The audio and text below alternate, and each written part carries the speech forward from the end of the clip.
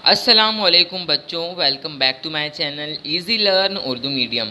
आज के इस वीडियो में हम लोग पहली जमात मज़मून उर्दू का जो दूसरा सबक है बच्चे का तारुफ, इसको आज हम लोग पढ़ने वाले हैं। तो अगर आप हमारे चैनल पर नए हैं तो चैनल को ज़रूर सब्सक्राइब करना। शुरू करते हैं। सबसे पहले एक लड़का है यहाँ पर। लड़के से जो है उस्ताद उसका नाम पूछते हैं और पूछते तुम्हें क्या अच्छा लगता है। तो चलिए हम आपको करके बताते हैं। उस्ताद, तुम्हारा नाम क्या है? अनवर। तुम्हें क्या अच्छा लगता है?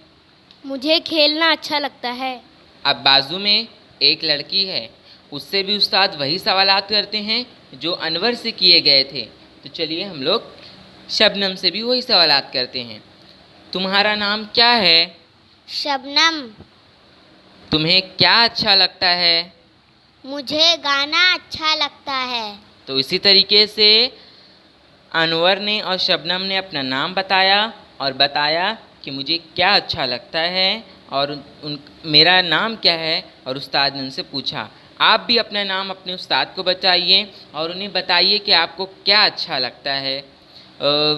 यहाँ पर जो है वीडियो ख़त्म होती है। बाय।